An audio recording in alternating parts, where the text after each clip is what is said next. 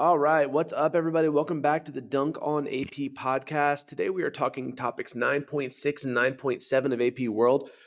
We're talking about globalization after 1900 as well as resistance to the globalization after 1900. And remember what I told you guys that globalization is sort of the word for Unit 9, the increasing interconnectivity of the modern world. So let's start off with World War I and Dadaism. So this is an art style that emerged during World War I. It was a radical art movement often called anti-art, and it was a response to the failures of Western civilization that had led to war. Hannah Hawke's work reflects post-war turmoil and the breakdown of the old social orders in Germany, critiquing the Weimar Republic's fledgling democracy. Now, you've also got in this time, you've got decolonization and post-colonial literature. So the shift to independence from European powers inspired a surge of cultural pride. There was a rise of post-colonial literature that reached out. Thank you, Siri. That reached a worldwide audience. You get Salman Rushdie's Midnight Children. That's a magical realism novel about India's independence. You also get Chinua Achebe's Things Fall Apart, and this tells the story of an Igbo leader in the face of British colonial rule in Nigeria. Now, continuing on, in 1972, you get the men's Olympic basketball final and the Cold War. So the Olympics are a global event with almost all countries participating, obviously.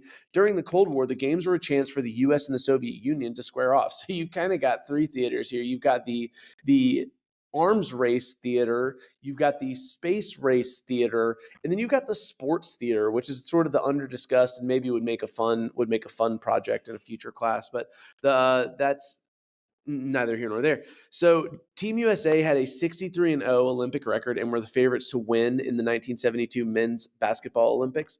So the USSR won by a single point in a controversial final 3 seconds, and this highlighted the larger rivalry.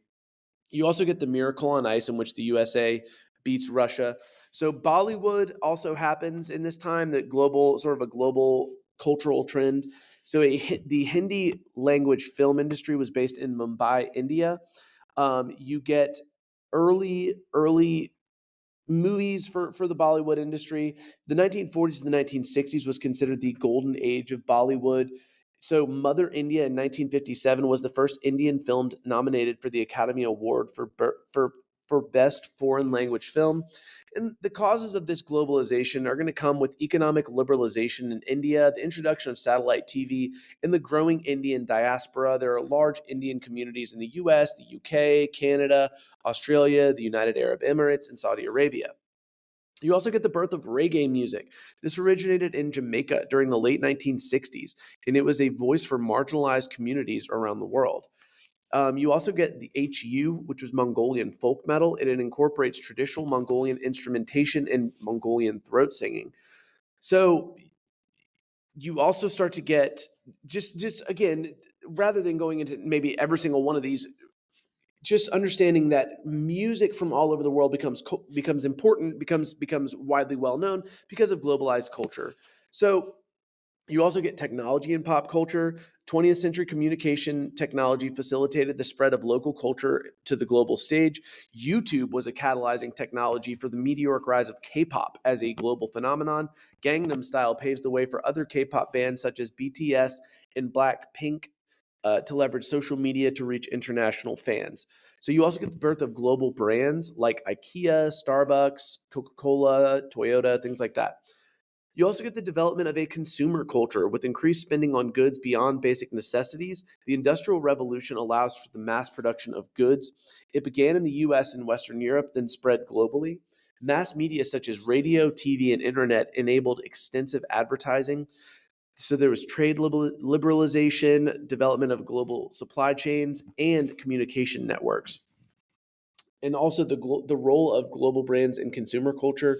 So global brands offered standardized products, creating a uniform global consumer culture. Brands like McDonald's, Starbucks, and Disney become cultural symbols and agents of Western consumer culture, often at the forefront of setting consumer trends. Now, of course, if there is globalization, you're going to get resistance to globalization. So Some of the big things, the pros of globalization, you get technological advancement, political and economic integration, increased consumer choices, cultural exchange, economic growth. But the cons of globalization in the 20th century are vulnerability to global economic crises, cultural homogenization of sort of a cultural grayness and blending. You also get labor market disputes, you get inequality and environmental impact because of globalization. You're going to get the 2008 recession and global financial crisis. This begins in the US from problems in the housing market, risky and unregulated financial practices combined with heavy domestic and international investment in these risky US housing instruments. The housing market began to crumble and major banks collapsed. Global integration of financial markets meant that the economic crisis quickly spread from the US to Europe and other parts of the world. You see, again, basically a problem happens in one country, it spreads to others because of global interconnectivity. You also have issues with tariffs and trade barriers. You also have cultural homogenization, like lingua francas, common languages popping up all over the world, most namely English. So English is a primary lingua franca. Indigenous and local language are sometimes being used less and even abandoned in favor of English. You also have things like the COVID-19 pandemic that, because our world is so interconnected, it's able to spread all over the world. This is not totally different from a modern version of the Black Plague, where you saw, because of the Silk Road and interconnectivity, that disease spread a lot faster. You also get the cultural homogenization of food. You get the World Trade Organization, global international organization dealing with the rules of trade between nations. It was established on January 1st, 1995. It administers trade agreements and handles trade disputes between countries, and it cooperates with other international economic organizations such as the IMF and the World Bank. There were protests against the World Trade Organization, like the battle in Seattle. So it was a huge protest in opposition to the WTO ministerial conference. The impact of increased trade and production on global ecosystems and in biodiversity, prioritizing trade over environmental protection. That's what some of the protests were about. You also have labor issues with that. You have the International Monetary Fund, which was established in 1944. It was created in response to the economic instabilities of the 1930s. It monitors economic and financial developments globally, and it provides loans to countries that are experiencing actual or potential balance of payments problems. So there's been a lot of activism against the IMF uh, because it has policies of privatization, liberalization, and austerity. It argues that the IMF infringes on a nation's sovereignty. So you've got locally developed social media. So WeChat is a locally developed social media platform in China, and it provides alternatives to Western dominated social media platforms. It integrates culturally relevant and linguistically appropriate features, and it allows the Chinese government to better censor the global flow of information. That's the big thing there. So that's everything for 9.6 and 9.7, talking about globalization. Remember the big idea here: because the world is so interconnected, there are pros and there are cons. Hope you guys have a good one.